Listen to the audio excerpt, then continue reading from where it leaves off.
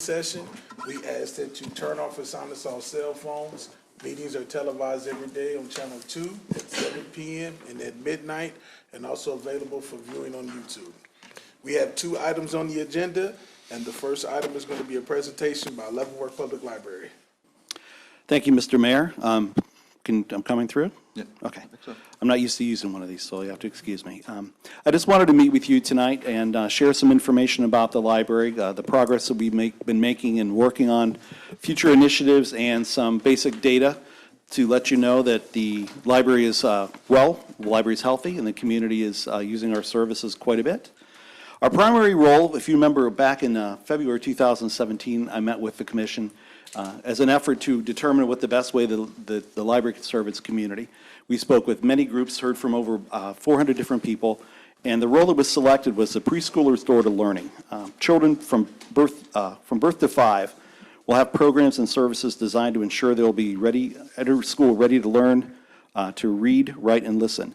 And while that is our focus, of course, all the traditional library services and standard services are functioning, but this has been our focus for 2 years and will be through next year. Some of the main activities we're engaging in to meet this role is our Books for Babies program, and I think I've described that to you before. We started in 2018 and distributed over 130 kits that included a onesie, books, tips about reading, library information to every newborn at Cushing Memorial. Of course, now the Cushing Memorial is no longer providing birth services. We have been identifying new partners, and we hope to continue to be able to distribute that information because you can't start reading too young. We want parents to know that from the instant your child's born, or I hope maybe even before that, it's a good idea to engage them in literacy. 1,000 Books Before Kindergarten promotes literacy as a family activity. Once a child or their parents read to them 200 books, they earn a T-shirt. This is 1,000 Books Before Kindergarten.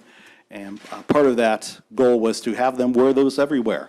The more kids see them at the playground, the more kids see them at daycare, the more kids see them at the grocery store, might prompt questions and, hey, what's that all about? And get people involved. You have to read 200 books to earn that, and so far, 112 kids have earned free books and 30 have earned a T-shirt. So those 30 kids, if you add it up, account for 6,000 books that have been read. Outreach is our newest initiative. We have contacted daycares and other places where children gather during the day. We bring a program, story hours, and literacy tips to daycares and preschools. We started in September. We're already visiting 6 sites and have served over 237 preschool children. We want to expand this program into more locations. We developed a brochure that we plan to distribute at the health department and other places in and around the city of Leavenworth that work with young families, that license daycares and are involved in that to get the word out. Another interesting thing about outreach is that as more and more people are used to or becoming remote users of library services, we are considering taking our services out to different parts of the community besides daycares. I'm working with our regional library. They have a GIS mapping system called Policy Map to show us within the immediate area where our card users are. Where do we have the penetration? Where do we not? Where our population clusters exist that don't have a library card and possibly don't use our services? And where can we go to bring services to those people? Do we need to go to schools? Do we need to go to parks? Do we need to go to retirement or centers or assisted living places? We've even talked about, and I know this sounds a little off the wall, but if McDonald's can deliver burgers, maybe the library can deliver books. I mean, there's so many services now, and I don't think big commercial interests get into that without knowing that that's a direction that consumers are moving in. So that's something we're maybe going to plan, if not for 2020, maybe 21, working with our foundation to help maybe try to solicit some other interests from local charitable organizations or donors to establish that service. I know the library used to bring services out to the prison years and years and years ago. There are active bookmobiles in Topeka and I believe Johnson County, I think Olathe. So the idea of extending services out to the community is certainly something that libraries have been doing for a long, long time. And I think it might help us, again, get our services out to people who are homebound, kids who don't have a way to get to the library if they live 5 or 6 miles down the road. We also have been emphasizing early literacy on our website. When we built our website, we included A lot of different resources that you can use. You can click on it and read stories. You can click on it and find books. There are tips for parents, tips for educators. And so far, about 676 individual users have explored that early literacy information and resources on our webpage. Now, Google Analytics crashed on us twice. When the theme for our website was updated, Google Analytics didn't play nicely with it, and it took us a while to get that fixed. So that 676 individuals doesn't include 2 months' worth of data that was just, we could not track. I know we constantly try to economize at the library. We installed VoIP equipment in February, and our bills, phone bills are $61 a month, down from $300. We've also taken very much, a different approach to investing in CDs. The library has a reserve fund, and where do we have those CDs? Where can we get the best interest rate? And we have been shopping those around consistently.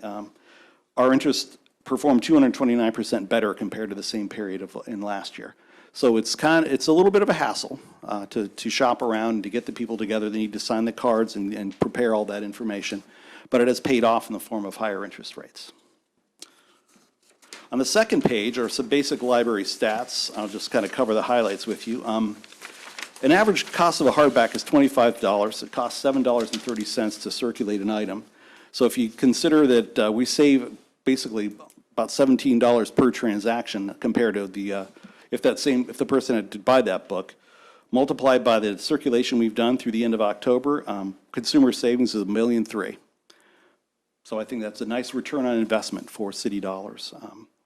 Who uses the library? 50% of all Leavenworth residents have a library card, and about once every 1.8 minutes on an average, someone walks in the door of the library. The library is used for a lot of different ways. Reading, watching, listening, and using a laptop are some of the primary things and objects that people borrow. One of them goes out the door every 54 seconds during every day that we're open, and we're open 7 days a week. An average of 20 patrons attended every library program, and this is just through October. This is not even including the numbers that are going to gather for November and December. A patron logs onto some library piece of technology, either our wireless network or a library computer, every 8 minutes. And our meeting space is extremely popular. We not only use it for library programs, but different community organizations use our space a lot. 237 meetings have been held, an average of 34 people at each one. So that's another community resource I think that's kind of overlooked because it's not a typical use of a library. But many, many libraries are adapting to that kind of use. The new library that they opened down in Olathe it's almost all individual meeting rooms, private spaces where people can work together. You probably heard of the WeWork company. They're kind of going through some financial trouble right now because they have done weird things with their money. But that concept of office space outside an office, people who need meeting space but can't afford it, don't need it often enough really to justify renting or leasing space.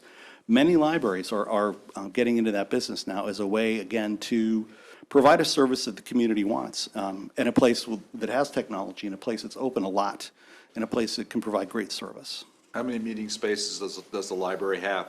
We have the Jan room, which is our large meeting room that seats about 50 people. The East room is in the addition that was put on in '99. You can get about 30 to 35, and that depends on if you have tables and chairs. And our boardroom upstairs was never open for public use until I got there, and I figured, why not? If you have a meeting with 5 or 6 people, it's kind of uncomfortable in a room that sits 50. It's like being in Cleveland Stadium back in the days when the Indians weren't any good. There's 70,000 seats and 1,500 in the audience. And that's been used quite a bit. There are organizations that have small meetings. We just put up new large smart TVs, 86-inch smart TVs in our big meeting rooms, which enabled us to take one of the smaller ones and mount it on the wall in the boardroom. So now each of these meeting rooms has smart TV technology that you can use for presentations. You can use to tap into the internet and show things. You can use have laptops dedicated so you can use PowerPoint and other tech devices on a large screen to show to a group of people. Now, coming up in 2020, first I'd like to say that I met with Kamala. She came to the library, was kind enough to spend about 2 hours with me. I wanted to introduce her to the library, to share monthly reports, to share our statistical information, our budget, our plans, to orient her to her new role as a commissioner and how the city and the library work politically and economically together. In January, we're going to add an online streaming service called Canopy that has 33,000 films in it, including popular movies, documentaries. It has a lot of things that are not typically found on your average Netflix or Hulu. Right now, we're the only library in the entire area to offer Canopy. So it will be accessible to any card holder whose home library is Leavenworth. We're going to limit use to 4 films a month at first in order to assess use and cost. When we brought Hoopla in a few years ago, we started with 4, then we bumped it to 5, and now it's to 9. So we kind of want to, we budgeted $12,000. Each circulation is a flat $2. There's no upfront license or platform fee for the service, so you're literally just paying for each time someone borrows an item.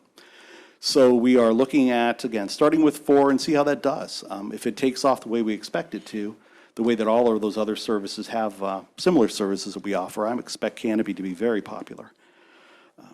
We are working with a woman named Kay McIntyre, who hosts a weekend show on KPR Radio out of Lawrence. She's a specialist in oral history. We want to do a program called Veterans Voices, where we will invite local veterans to come and tell us their stories. We used to create a documentary that we could put on our website with excerpts from the different veterans. And also, if with the veterans' permission, share it with the Veterans History Project of the American Folk Life Center at the Library of Congress. So quite a mouthful, but they have a gigantic archive of live oral history, stories from veterans from all forms, all the services, all the different conflicts or peacetime service that is out there. So given the unique character of our community, given just the people that I have met through Rotary and other places who have great stories to tell, we're also hoping that this would be a great way for these veterans whose families are sometimes very long distance. You want to see your grandpa's story, go to the library's website. You can watch it anywhere there's an internet connection. The 2020 Census Complete Count is something that I've been involved in now for a while. We're working with local agencies to inform and communicate the importance of this census that's coming up. We had a meeting today of the Human Services Council, and I invited Alan Organ, who is the Regional Census Partnership Specialist, to come and talk to that group of people who they work with social service agencies largely, education, social service, people whose clientele is in that group that the census calls hard to reach. They don't have internet access at home. They may be suspicious of the government. And these are the trusted voices in this community that need to know about the census and can help spread the word, get people to respond.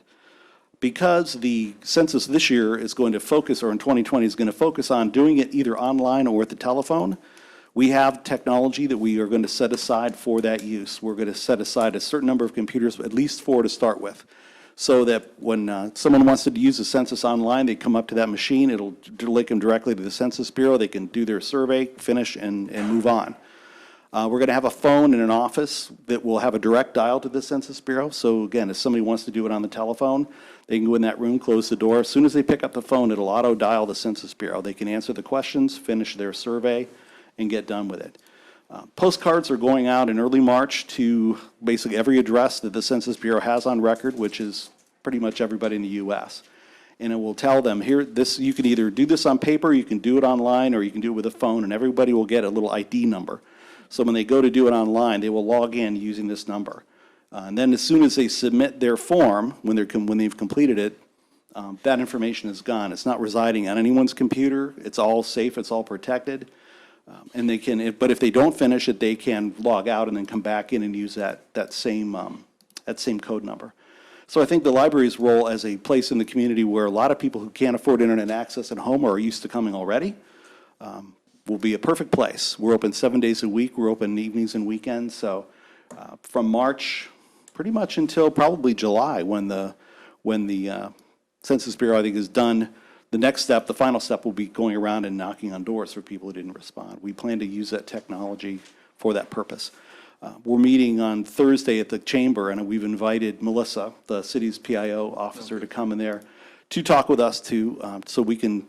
Our plan is to have our act together by the 19th of December, to have everything, all of our social media campaign, all of the other things that we want to do, planned and organized and ready to get going. And hopefully we'll be able to collaborate with Melissa or anybody else here in city government to get the word out again to to provide technology and access. VITA is Volunteer Income Tax Assistance. We do this every year. The Yon Room is reserved for volunteer training, which takes all week. And then starting on February, all the way through the end of March, volunteers will come to the East Room on Saturdays from 9 until 1, and people who need help getting their taxes done can come and do that. This year, we're adding a one-on-one assist sessions by appointment only that will be on Tuesdays and Thursdays in February and March, so that there will be expanded service and more time available for people who possibly can't make weekends, or can only come in on evenings. And I had a couple of questions. I know, well, first of all, do you have any questions for me? Yes, I do. Do you still got the activities going on for the teenagers? Yes. Yeah, What days? we still do. I didn't bring a schedule with me, a program schedule. We have something going on in the library virtually every day of the week. Okay. For kids of all ages, and adult programs too. I know Cindy, our program marketing librarian, has been focusing a lot on adult programming. So we're trying to expand their audience outside just the youngsters. Yeah. These stats, are they just the city of Leavenworth? And what's the comparison to what percentage of the city residents compared to outside the city and the county? What is I just use the city population to figure out the number of users. This is just city population, but what? Correct. Okay, so how much of your business is just city? I mean, how much is out in the county as well? About 20%, we have library card users because we grant library cards to anybody from the state of Kansas or from Right. all over. The single largest neighboring body of users is Lansing. About 20% of our users live in Lansing. And Easton has a significant number of people. The Fort has a great number of people, and those people, of course, come and go every year. Okay. But that's, the number two would be, and we have several folks that come from Atchison. So about how much percentage is here in Leavenworth of all your users? At least, I'd say 70 to 75. Okay, thank you. You're welcome. Question? Okay. Good report. Well, I wondered, I had a question. I don't know if you think it would be appropriate, and I'm not sure what process is followed to orient new city employees, but I wondered if there is a schedule or a set way of orienting employees, if the library could be part of that. That way new city employees would get a few minutes, like I go to talk to the foreign officers when they come to the fort, just some time to sit down and remind them about the library, maybe get them a library card. If that's possible, or like I said, I'm not even sure what kind of process is followed. I don't think it'd be a That problem. would be, well, that would be up to that would be Yeah, up to the city I have manager. Lana reach out. We just do them sporadically as we get new hires, but we can figure something out. I mean, certainly some information at the very least. really up We to do you. them pretty regularly, about, every 2 weeks. Okay. But we can figure something out to get information or something like that for sure. That would be great. Yeah. I also heard that the city has an effort to, I guess, organize some social media responses, or to get word out on different social media platforms that exist in Leavenworth. With programs, activities? Programs, activities, I guess, to respond to things that are circulating around, rumors and things that are circulating around social media that sort of need corrected and that are not accurate. I heard that's happening. I wasn't Melissa sure. takes care of anything that's, Yeah, Yeah. I don't, our PIO. Yeah. Nothing beyond our pages yeah. Okay. that I'm aware of. The reason I ask is that one thing I've noticed, I grew up near Cleveland, Ohio, and if anybody likes to beat themselves up, it's people from Cleveland. And I read things all the time about Leavenworth, and it seems like the multiplication is like a snowball. As people get a rumor, hear something, it turns into something that's blown way out of proportion. It doesn't reflect very well on the community, or the city, our businesses, our anything. And I would be interested in possibly working with other agencies, the city, the schools, and other groups who would benefit from correcting these mistakes, possibly responding to things in a reasoned fashion to try to inform people about dispel rumors, provide information that is really meaningful and really accurate. And I didn't know if there was any interest in, and because I know we all do our own thing, but there might be things about the library that are being said over here that I don't know about. There may be things that are, through the school communication about the library that I need to know about. And there's no way that these different bodies have right now of communicating with each other. It's, I guess it's a bad analogy, but it's like the old days when, when Ted Bundy was running around in 8 different counties and the sheriffs didn't know it because they thought they were after 8 different guys. If all the communities, agencies who were being affected by this could communicate with each other and pool their resources, I'd be interested in doing something like that. Just a thought. Yeah, I got you. I did have one question. How long has the library had the foundation? Forever, Oh, ever boy. since its existence? I want to say 1987. Okay. I would have to look Years back and through I'd have to look back through their charter, but I believe it was from the late 80s. And the foundation has a separate board? Do they have a separate board? Yes, they do. And how often do they meet? Like, They meet the third Thursday of the month at 4:30. They start in March and they go through October. They just sent out their fundraising letters that they do every year. And every year for about the last 3 in a row, they've received a new record number and a record amount of donations from the community. So the generosity and the recognition is there for sure. And I want to say they originally started because when the Yon room, or when the Yon grocery store was converted, somebody needed to furnish it. It would be a nice big empty building, so shelves and desks and all those other things. So I believe that was the primary purpose of that foundation, was to do some serious fundraising and get the money necessary to furnish and equip that building when it opened in '87. and what type of things are they, what quality things do they bring to the library here in Leavenworth in terms of some of their contributions? Just This year, they replaced 3 copiers, which doesn't sound like much until you realize we had over 1.3 million copies on those old things. They couldn't find parts for them anymore. Okay. They offer remote access. They offer wireless printing. We have color printing for the first time. They have bought furniture. They have bought laptops. They bought a very nice disc cleaner that helps us get discs that look like they can never watch them again, put back in working order for about 9 cents a piece. Ever since I've been there, the average donation, it's been at least $13,000. They usually give us a check in June of every year. Okay. So, Thank you. great people, great support. Thank you. Thank you. Have you had any major challenges this past year? Probably the biggest challenge we have is that perception. And that's the one that I think sometimes is blown out of proportion through some of the social media things that I have read. What's the perception? You hear often, there are some people, what are all those homeless people doing in the library? The library is overrun by the homeless people. The libraries, all these terrible things happen at the library all the time. I'm in the library every day, I can tell you.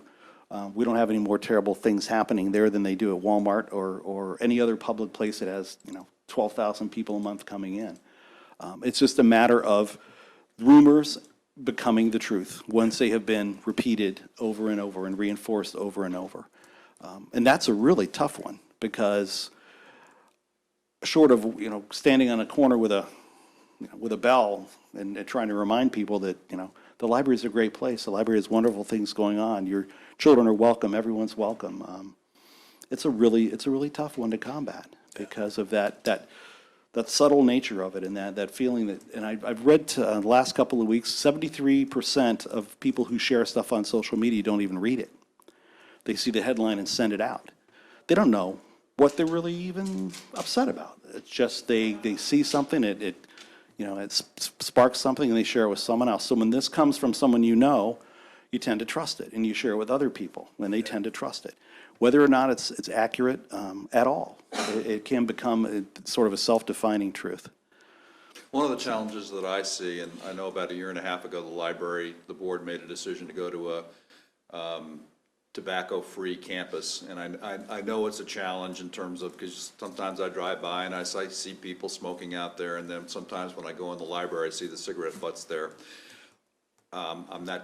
It bothers me. I'm not sure what can be done about it, but it does bother me, and I think it might deter some people from going in the library. But that's, all anecdotal.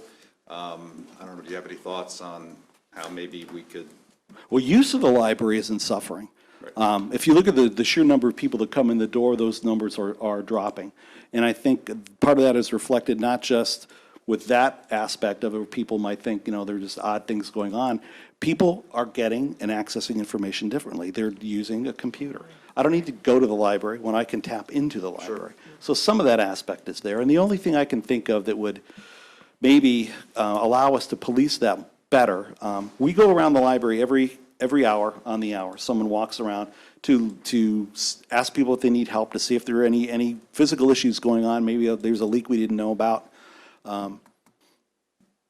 But we don't stick our noses outside all the time. And sometimes that's, when we get really busy, we don't even make the rounds maybe until a few minutes later. We encourage people, if you see something, tell us. It's hard to figure, well, I saw somebody smoking outside the library a couple of days ago. Well, that doesn't help very much. The only thing I can suggest would be if the city wanted to install security cameras in the exterior of the building. That would give us a way to see if someone is on the front property smoking. Most of the people that we talk to, the sign is pretty noticeable, but the ones that I have asked to move are very polite about it. They don't argue and make a scene. They're very surprised, even though the sign is sitting, it's 2 feet behind them. They just don't notice it. I don't know if we'd want to put a sign 15 feet long and wide. That probably wouldn't be the most aesthetic choice. But that's the only thing I can think of that would help us kind of see remotely.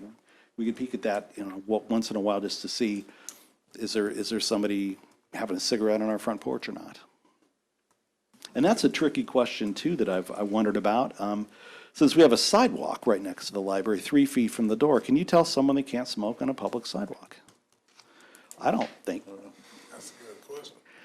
So that's not considered part of your campus, the sidewalk? Public right away. Yeah, that's, Okay, I mean, even if, That's unfortunate in terms of the design, but. yeah, so if somebody wanted to stand 3 feet away from our door and have a smoke on that sidewalk, they could. And there's not a darn thing, I probably shouldn't have said that out loud. Can we erase that? Right. Because the last thing we want to do is, when you start challenging people, then you'll have 15 people standing on your sidewalk outside your door, because people get up in arms about smoking and non-smoking. It's something they get really emotional about. Yeah, and particularly around children, Right. which we want to encourage as many children as possible to come into the library, so. But we don't want to create a battleground over the issue with, when it's so secondary and so minor to the good things that our library offers and that our community takes advantage of. Do you publicize Again, on we could right. emphasize the bad stuff and go online and say dumb things. So is it publicized on your website that it's a tobacco-free campus? I don't know if we have that on our website. I mean, we try to use the website as more of a general information, advertising special programs. We use social media. I mean, that's maybe something we could put out when we do Periodically. Facebook or do, Periodically. when we do our social media contact. Just a reminder to everybody, no smoking campus. We have that bench in the corner. We direct people over there. And that's not been, we haven't had anybody get too obstreperous about that. Thank you. Thank you. Thank you very much. Appreciate it. Thanks, Thank you, Matt. Good job. Next item on the agenda, comprehensive plan update presentation by firms. Okay, thank you, Mr. Mayor. As you all are aware, at the end of August of this year, staff put out an RFQ to solicit proposals from professional firms to do an update of our comprehensive plan. Our comprehensive plan has been in place since 2011, and that's really the guide for growth in Leavenworth and really the direction that we want to see our city going. So we did receive a total of 5 proposals, and a staff committee of Paul Taylor, our city planner, Jackie Porter, and myself reviewed all of those, and we came up with 2 finalists who are both here to present tonight. The 2 finalists are RDG Planning and Design and Shockey Consulting. Both of the firms we felt had a really good experience in working with cities in the region, comparable size and characteristics to Leavenworth, and both presented a really good project approach and had good public engagement process that they outlined. So we've got both firms here to give a 20 to 30-minute presentation for you. There'll be time for the commission to ask questions after that. We're not making a decision or consensus tonight. It's really just getting information and having some feedback from the firms. And then we would anticipate bringing this item back to hopefully our next regularly scheduled commission meeting, where the commission will vote to instruct staff to enter into contract negotiations with one of the firms, so based on preference from the commission after the presentations. Okay. So we've got RDG Planning and Design who will present first, and I will let them get set up. Plug our computers in and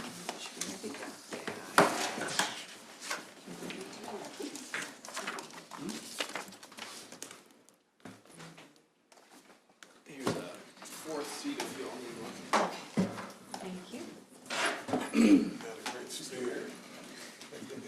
Hello. Thank you. Yep, can sit up at the table. I'll be back. Pick that and put it in here. That's it. Did we pick somebody's Yeah, I house? think it is.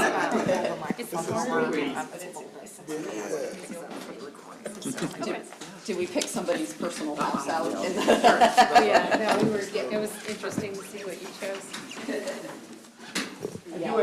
I do have a funny story about something like this. Was in, I think it was in Midland. Yes, it was Midland, Texas. Where I was out on my need to bike get- taking photographs. We're on TV, you need to get near the microphone. I was out on my bike taking photographs of houses and neighborhoods and so forth, as I'll often do. And the city gets a call from the FBI. I wound up taking the photograph of the FBI station director's house by, Oh, okay. by total dumb luck or Yeah, nice whatever. visit. Did you get a call later on, or? Our partner did, our local partner did, yes, actually. Yeah, and I look a little They got it. suspicious. Visit. so. Sure. Okay. Well, thank you for having us. It's a pleasure to be here, and we appreciate you taking the time out to visit with us tonight, and we hope that this can be a little bit of a visit. We'll go through some quick introductions here first. My name's Amy Haase. I'm with RDG, Planning and Design. I've been with RDG for 20 years now.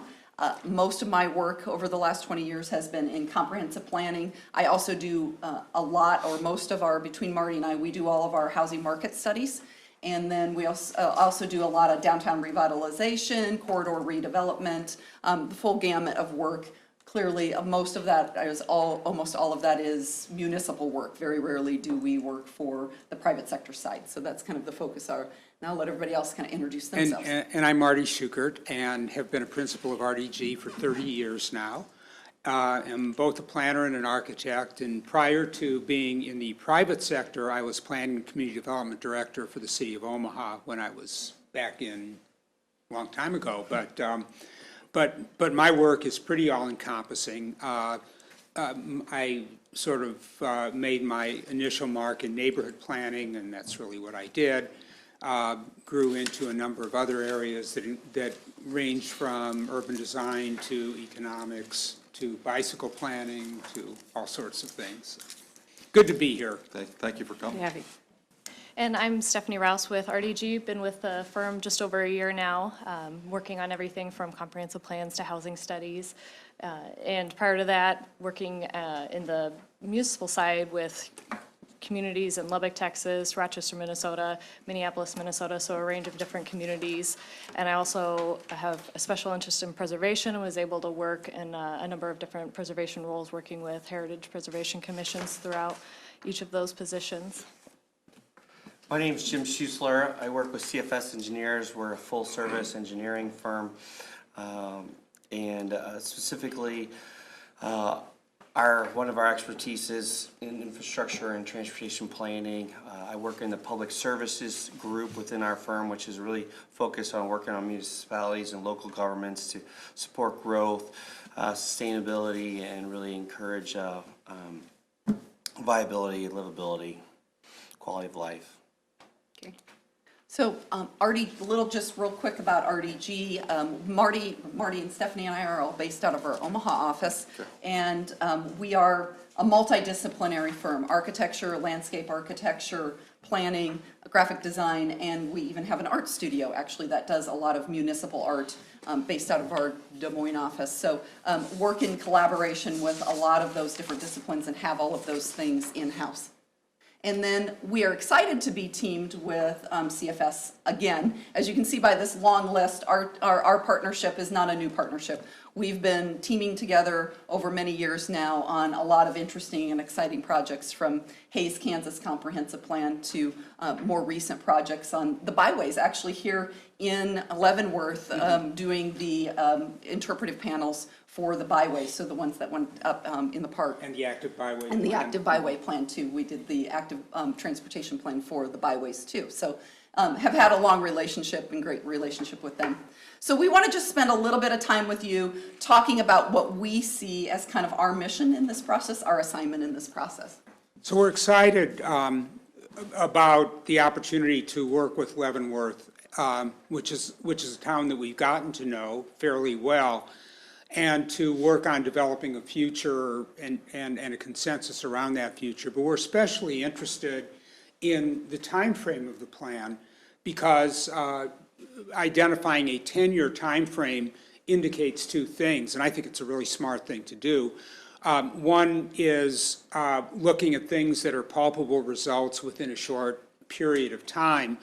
And second, a recognition that things change in 10 years. It's important to do a new plan at that point, but it's also important for this document to look a little bit farther than the 10-year horizon, and at least set the foundation for the next cycle that you go through.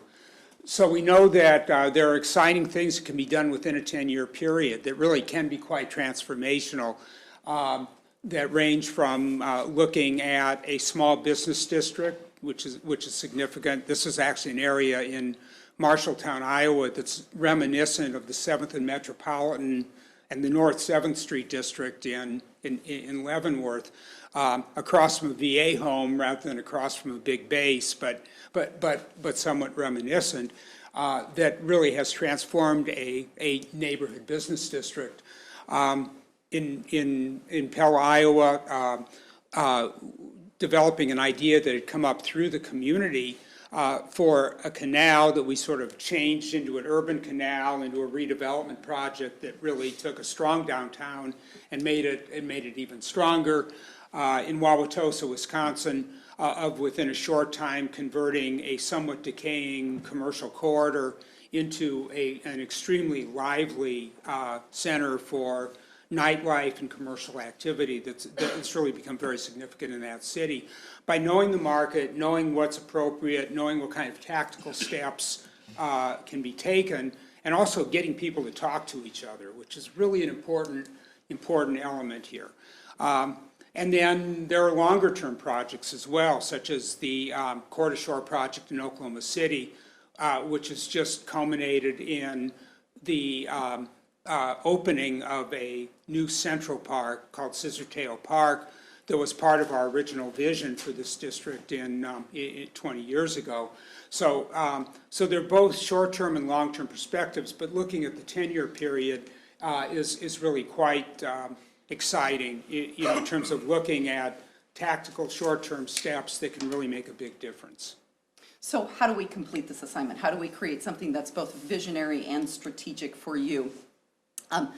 I really kind of focus in, and a lot of times when I explain our process there's kind of 3 key components to that, but overlaying all of that is the public engagement. And I think that weaving into each piece, each step of the process is really important to us as we move forward. It begins by developing what's going to be our communication plan. What are the tools that have worked in the past for you? What do we want to try new in the future? So we can do anything within this realm that you want to do or that we've seen out there, and have plenty of examples from the communities the size of Oklahoma City to the smallest communities in Kansas, that we can demonstrate different techniques that work. Based on that, once we've laid out that plan, we want to lay out a very detailed schedule then. We want to put dates at the very beginning of the process to the whole thing, so everybody knows what's going to happen and when it's going to happen. Nobody can say they didn't know that meeting was coming up that way. Also keeps us on schedule, to be completely honest, too. That helps with our schedule. Creating a brand around it will happen at the very beginning, too. So we want people, this will be probably about a year-long process. So we want people to see the icon, see the brand, and know what's happening, that this is something that they should be excited about. I think these are all important things, especially in a comprehensive planning process, because often people sometimes have a hard time putting their hands around. You want to talk about the whole city for the next 10 or 20 years potentially, and it's a little harder to put their hands around than, let's talk about the downtown. You know, those things sometimes are easier. So having that brand, having a message that's carried it throughout the process that engages people and informs them about why this process is important, and using many different platforms such as video to do that. So once that's established, or kind of as we're establishing that, we also begin what we refer to as kind of the discovery phase.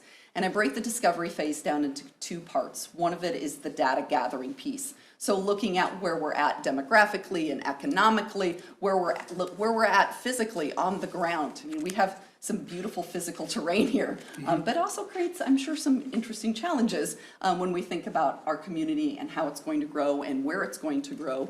So understanding all of those pieces. That's really important, but I always say it only tells us one piece of the story. The other piece of the story is what's happening on the ground. What are people experiencing in the community, and what can they share with us? So really key components to this are our listening sessions, finding ways that we can go to people instead of asking them to always come to us, and then some of the online tools. So the listening sessions are kind of an essential part of our process that we do with any type of project we do. And it's sitting down, talking to people in small groups, sharing ideas, learning from them as much as we can, so we can balance that with the data. Because again, the data's telling us one story, but we need to really understand, you know, housing market's a great example of that. Data tells us one piece of it, but what's really happening within the housing market? So this is a great first opportunity for us to begin to share those ideas. We also, in those listening sessions, love to engage students. They're our next generation, right, of community leaders, and I always say, we talk about we want to retain them, well, then let's talk to them about what's going to bring, you know, they might lose them to college, but what's going to bring them back when they're done in college. So we've done everything from just small group conversations to whole day workshops in Cedar Rapids, Iowa, where they did, I think they even put together songs that they performed at the end of the workshop about their experience in the process. So it's pretty impressive, and to hear and to learn, you know, they're pretty insightful about what they can tell you about a community. Also finding ways that we can go to people, special events, holding workshops in coffee shops. The bottom right-hand picture there is actually doing one of our workshops at a food pantry, because we know that population is often the hardest to get to come to public meetings, so finding ways that we can go to them rather than them asking them to come to us. Some people want to engage in their slippers at 11 o'clock at night, so we've got to find ways to do that too. We do a lot of online surveying techniques, so we can find the right tool, the right questions, do multiple different ones to different targeted markets, and collecting that data, sharing, setting up platforms online too, so we can establish a website and maintain that if you want us to do that, or we can provide you with the information necessary to do that. And that would be the same way with social media. We can provide the content and the material to be pushing out onto the platforms that already exist within the community that people are already engaged in using. Just having that conversation in Lincoln today about using their social media platforms to push out the survey, the community survey. Also finding ways that we can't be at every single kind of community or civic meeting, but we still want to engage them. So providing material that they can take to a meeting and facilitate a discussion and bring that information back to the city to share what they learned, and kind of branding it and making it feel like it's part of the city and part of the process. So taking those pieces, putting them together, what we heard from the data and what we hear from community residents, and beginning to put that together in a process that allows us to, again, continue to work with them to create a vision. The real heart of our work, and for me the most exciting part, is actually working on site in collaboration with people to not just identify ideas as we do in the listening session, but actually to get things down on paper, to look at options and alternatives, and to interact in that kind of way. And we do that through a workshop process. There's some techniques that we've invented, including identifying certain level of growth and having people distribute that as if they were land use planners around the city, and identifying various kinds of constraints. Through this process of interactive planning in multi-day workshops, looking at issues that are special to Leavenworth that we can then develop a little bit further. And some of those things include items like identifying the opportunities that exist in this wonderful, what we think of as an abandoned railroad right-of-way that runs from northwest to southeast and touches downtown, or drainage ways, or special corridors, or other areas of real civic significance. The planning process that we do gets quite granular. It gets into detail in terms of what might happen along a commercial corridor, how might new kinds of development happen, how might greenway or potential greenway developments become corridors for parks and trails, and how does that tie neighborhoods together. But the most important thing that we do in terms of participatory planning are what we refer to as sector workshops, and that is getting into neighborhood level details. A lot of times the idea of an overall city plan is pretty arcane, pretty complicated, and by getting down to the granular level of neighborhoods, of things that people see as obstacles, as opportunities, as issues in their neighborhood, we can use those specific areas to assemble a really meaningful general plan out of those parts. So one concept that may or may not be the right divisions might be to look at the area from Eisenhower to Limit as one area, from Limit to Spruce, from Spruce to Metropolitan, as three areas that we work in on a detailed basis, have three separate workshops, and then conclude that with an integrating workshop, again, a multi-day session, where a lot of the creative planning is done in town and in collaboration with people of all ages. The result of that process being a concept that integrates opportunity, transportation, open space, community structure, land use, development scenarios, all into an overall diagram for the future development of the city. That then leads to the more detailed planning elements that you can see up here that run the gamut from historic preservation to individual health and environment, all of which are integrated because a lot of those systems relate to other systems, and all of which are then tied to a priority setting process and ultimately implementation. During this process, we often find things that are significant issues in the community that may not have been fully anticipated. Great example of that is in this example of Brookings, South Dakota, where there was a very significant issue in the community about multifamily development and the scale of that development as it interacted with adjacent single-family neighborhoods and with the nearby university. So we delved into that. We're able to establish a certain level of consensus about what kind of scale was permissible, what setbacks needed to be, and step downs to the scale of the neighborhood, and tested with members of the public, including people who are protesting these projects, a way of working that provided wins for everybody along this significant 6th Street corridor in the city.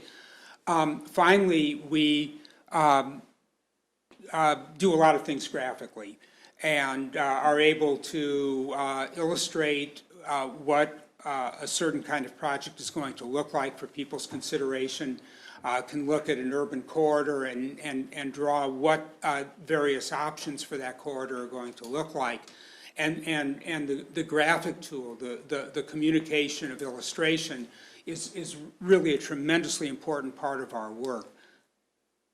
So I think we talked a lot about some of the strategic things, but the other key component of this is your land use plan and your guiding document. So we want to make sure that every project that comes before the Planning Commission and you as commissioners, that this is a document that you can refer to give you guidance to help you make decisions. So we put a lot of emphasis on that too, through what we've referred to a lot of times over the years as kind of our decision-making framework piece. And it's evolved over the years to kind of one-page descriptions in a lot of communities of the land use, what that means, what that land use means, what compatibility things need to be taken into account, might even include parking, many different factors that we think are form, compatibility, density, all of those things, so you can understand how does this project fit in with this, and then how should it fit in with its surrounding area. So we think that's a really important tool. The other piece of it is the implementation chapter then, and looking at how do we maintain this document, how do we keep it alive and important, and then identifying at the end everything that's been laid out in the plan, and who are the partners, who's taking the lead on this, what should potentially be the time frame,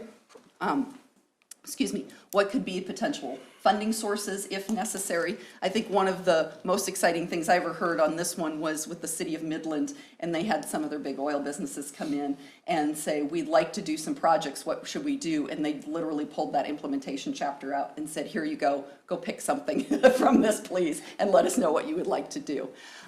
So we just want to share a few examples of how we've kind of executed this. We've talked about it already with a few more. We want to highlight a couple of projects in a few communities that you might be a little bit familiar with. So Maryville, Missouri's comprehensive plan, this was completed in about 2012 with them. It included, and here's a great example of something that came out very early in the process, and that was a struggle with what was happening with some of the adjoining neighborhoods around the university. So we did an analysis to look at owner versus renter occupancy in those areas, and then developed strategies with them for how to address those areas. So we had these kind of university neighborhoods and then a campus town, and came up with very distinct different policies and procedures that they were going to do. Under that, they were able to continue to focus and maintain some of their owner occupancy in those university neighborhoods, and really spur on some really great redevelopment that's occurred within the campus town. So they've seen a lot of new development, infill development in that campus town, and getting some more density built back into that area. They also were struggling with some things in the downtown, including the connection between the university and the downtown. So this is actually not at the university, this is off the downtown and connects the corridor to the downtown. It was a concept that we talked about in the comprehensive plan that they executed. Also some things with regards to South Main that they've been able to execute. So been able to execute a number of things along the road in that project. Shawnee, Oklahoma is actually a comprehensive plan we just finished up. It was approved about a month or so ago by their city commission. It's a really interesting community too, and one of the things that we realized is that especially for them, we see this in a lot of communities, but how we treated different neighborhoods needed to be pretty important. So addressing this through a policy, so that's the map on the left-hand side, kind of a policy area map. So the older neighborhoods that were struggling with some redevelopment would have different policies and approaches to them as we would have in a new developing area, down to then an intensity-based land use plan. So it simplified their land use plan and allowed a lot of flexibility for them in that process. Marty talked about this, about hearing things that we hear at the public meetings and then bringing that to life. So they had a public park, or they had a park in the downtown that they were looking at expanding. And we said, you know, this is a great redevelopment opportunity for you, not just of adding park space, but let's see how we can use that park space to spur private market reinvestment in the area. So we did some concepting with them about how, if you do the park maybe in a really strategic way, we can make it appealing to redevelopment, to redevelop the areas around that. That's fairly typical of a workshop. Yep.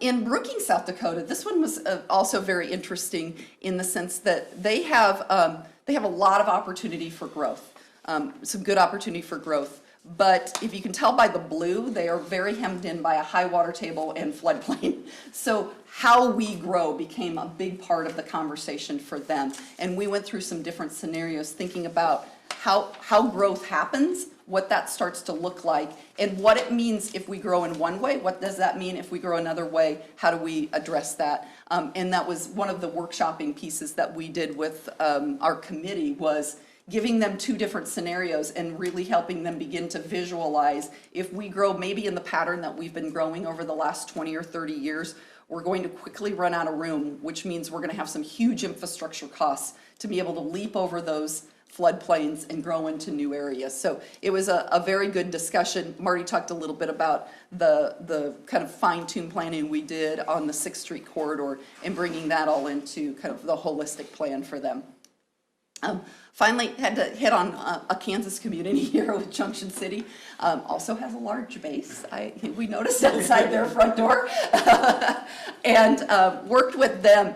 What was really interesting for them is they were coming out of the recession, and you guys might be very familiar with the story of Junction City. They had more than enough lot supply for the growth they had. So this plan did not necessarily need to find new growth areas for them, but instead needed to figure out how were we going to get development occurring in a large number of developments that went bankrupt coming out of the recession. So we came up with worked with them, helped them through their comprehensive planning process to come up with a strategy that reinforced the land banking piece that they did of getting those lots and kind of consolidated ownership, and looking then at a phased approach, because nobody wanted to build a house by themselves out in the middle of nowhere. That lot wasn't going to sell, so they needed to come up with a phased approach for selling those lots and getting development to spur on. So we helped them along in that process too. So we just want to finish off before going into questions with kind of why RDG? Well, we wanted to end with things that we think distinguish RDG,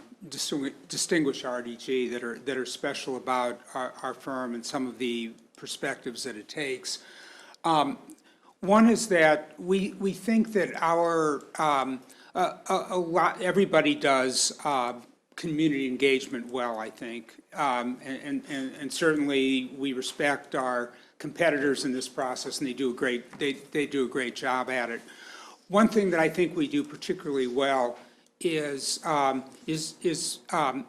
collaboration and creative interaction. So we love to talk to people.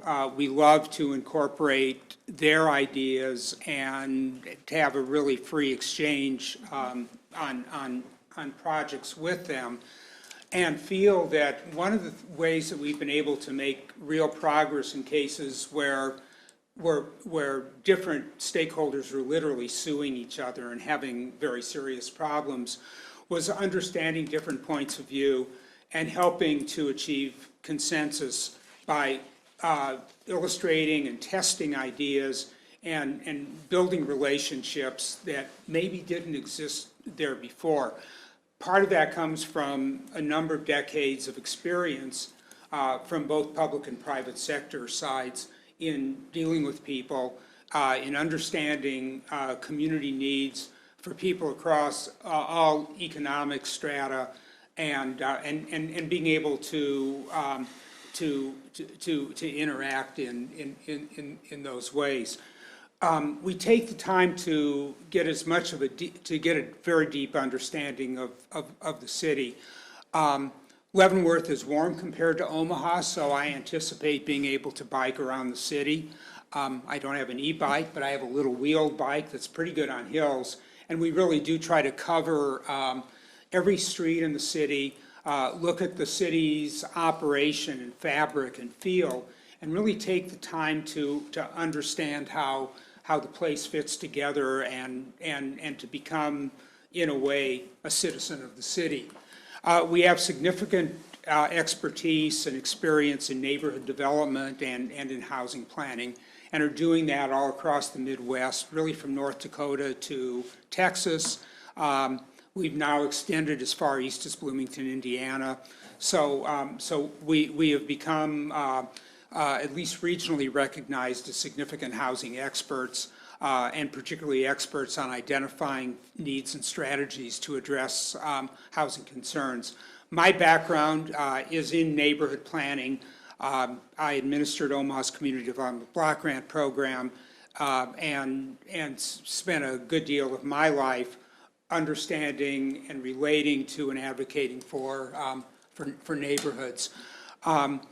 We prize our ability to communicate graphically, both in terms of illustrating what something looks like to get people excited about it, and also testing alternatives, as in this case of a project that's under construction in, not Shawnee, Oklahoma, but Shawnee, Kansas on Neiman Road, by which we were able to take different solutions to the same corridor and ask people to evaluate their preferences and illustrating them in uniform ways so that we had no bias in the situation, and that built credibility for the process and helped to accelerate the project.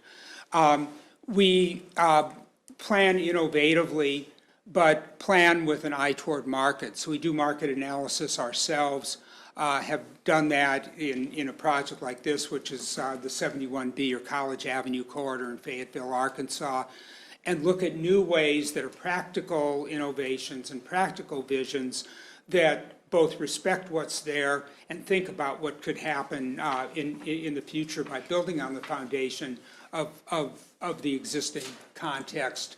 And finally, and probably most importantly, we really prize the opportunity of establishing an identity of purpose with you as a community.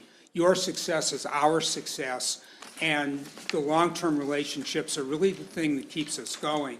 So a very important thing that we have been able to do, and we think is especially important, is building a level of trust and ongoing relationships with our clients.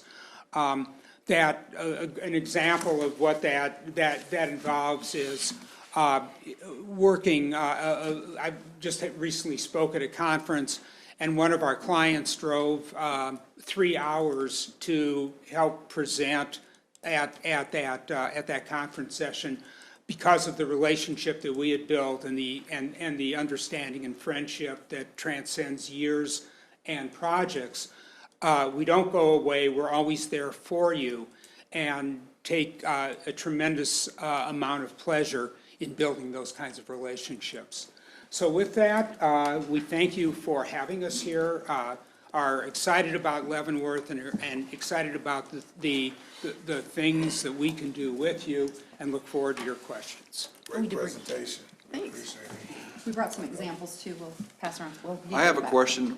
How do you envision helping the city develop a vision for 10 years out, 15 years out, 20 years out? To me, that has to be done, well, it can be done throughout the process and the program that we work with the firm that we select, but I think it's pretty critical at the front end. Could you just give us a little more specifics in terms of how you do that? I think that discovery piece is a really important part of that we talked about. So one, it's understanding what's kind of the market. What's our market reality that we're in right now here in the community, and then tying that with what's really important to community members. So very early on in the process, I'm going to go back here maybe to the schedule that we had kind of laid out. I'll find it here. So we spend a lot of time here in the early part. If you see those kind of icons, I know that's kind of hard to read.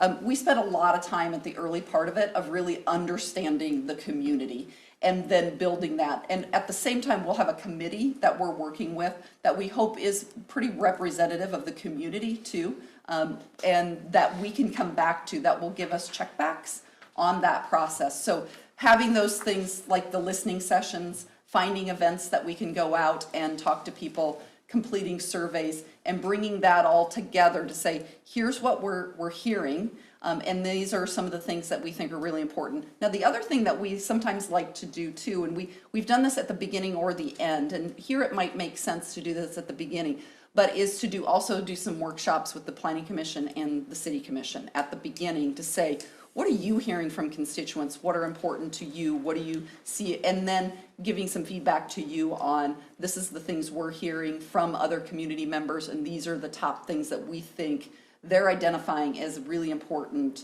things that they want to accomplish over the next 10 years.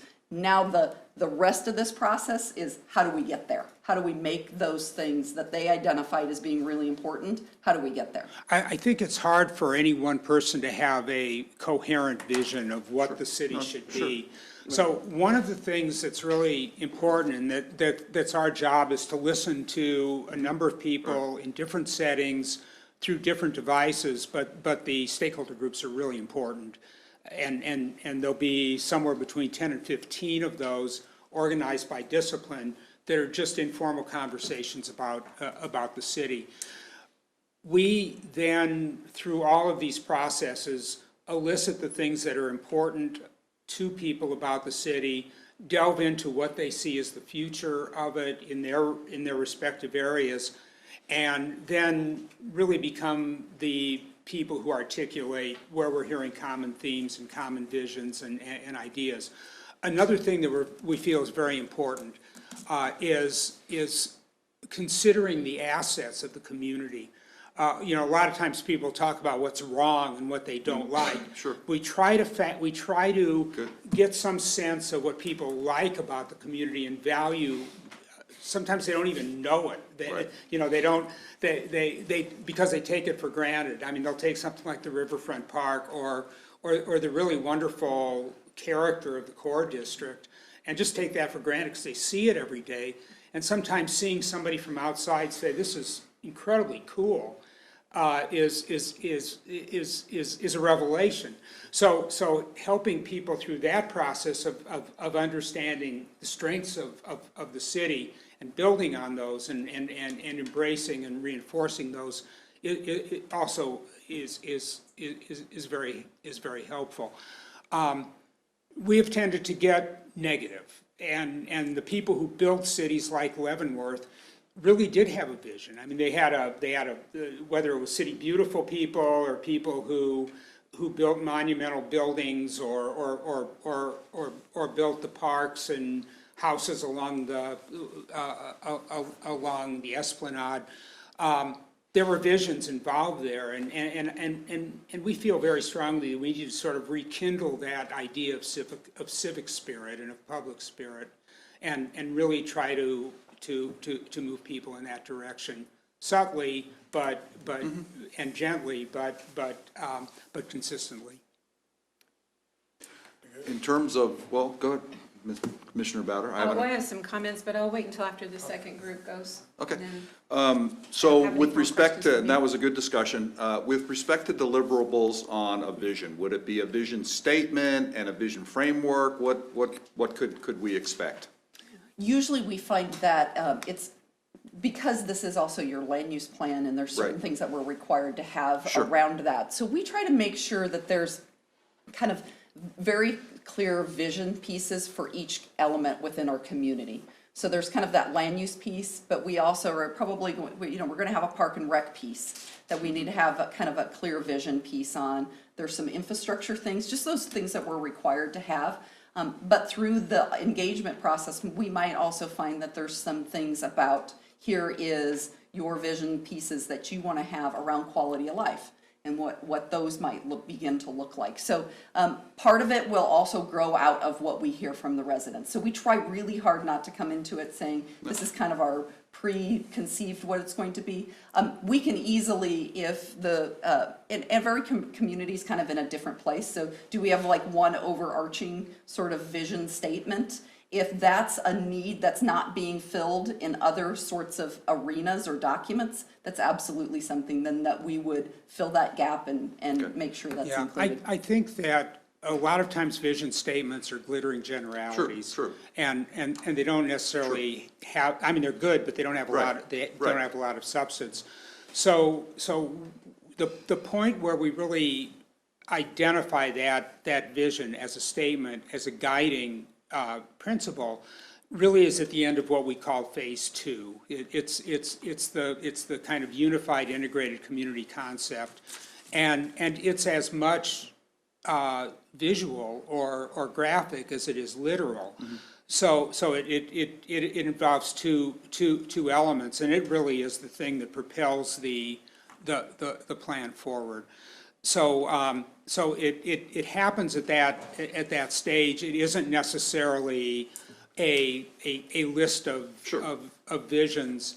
It might be a goal statement, but also we have become impatient with things that say, make this the best community in the world, or the fastest growing employment base. They don't mean anything because they don't tell you anything. Right.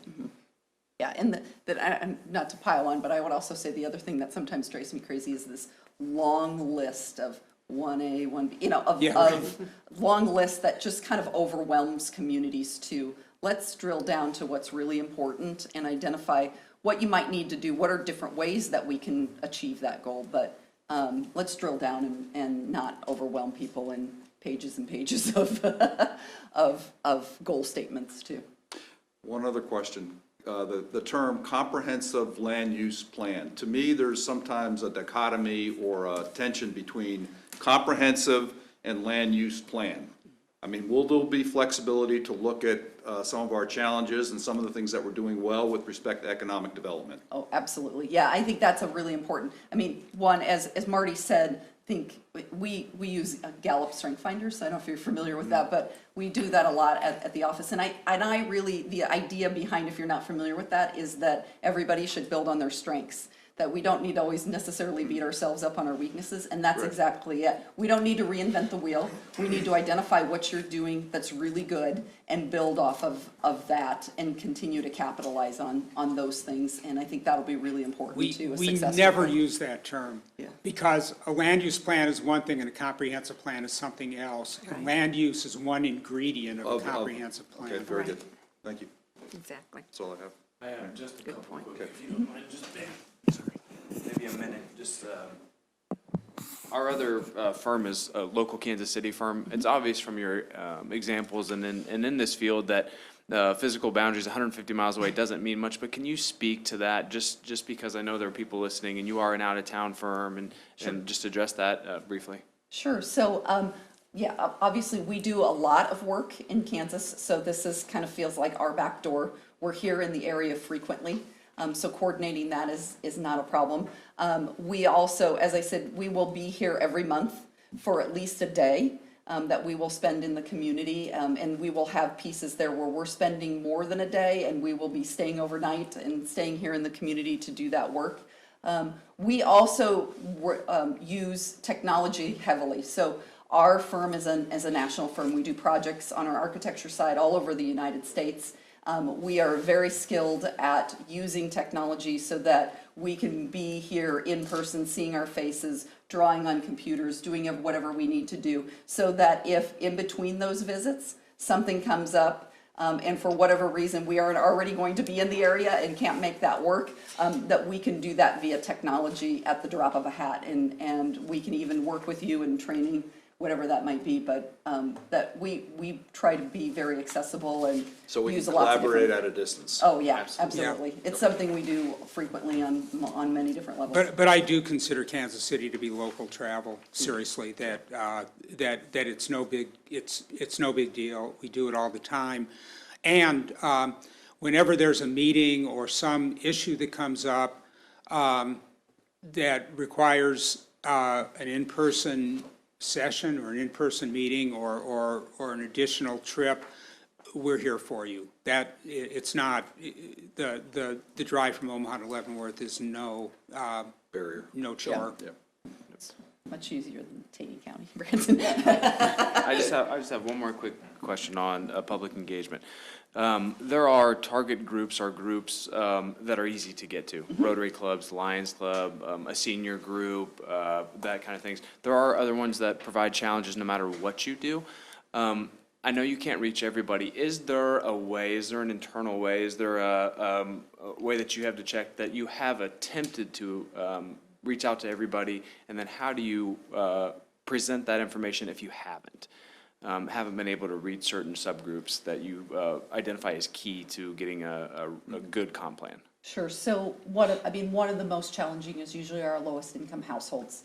And so finding places where, like we showed going to the food pantry, finding those places where they're going to and they have a comfort level with potentially. So finding our schools that might be comfort areas too. So in neighborhoods where we've had high immigrant populations, using the neighborhood school as a location to meet them at is really important to us. If we're still struggling with that, one of the key things that we then tap into are the individuals and the service providers that are working with them, that are having those conversations with them on a regular basis and really understanding their housing and their transportation challenges that they're, and maybe workforce challenges that they're having. So at the absolute minimum, those are gonna be the service providers we're gonna be talking to in our listening sessions, but we wanna try to go to that next level and find places where we can meet with them in places that they're comfortable with, because they're probably not going to come to an open house meeting, like you said. Good question. I'm good. Questions? Great presentation. Thank you. Thank you. Thank you. Thank you for having us. Thanks for having us. Take 5 minutes. Sure. Thank you. Yeah, that'd be great. Oh, we changed. We can leave a few of these around.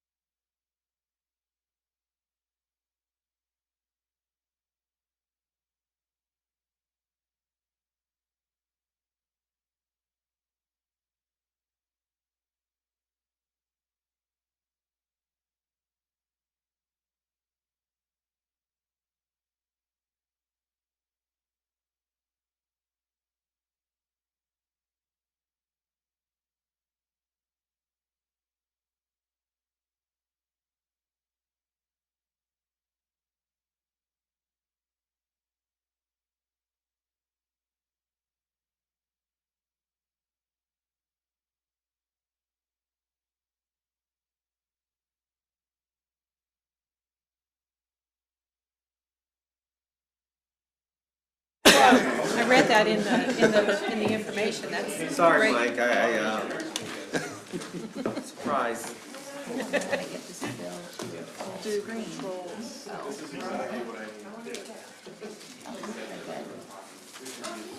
All right, Mr. Mayor, if you're ready.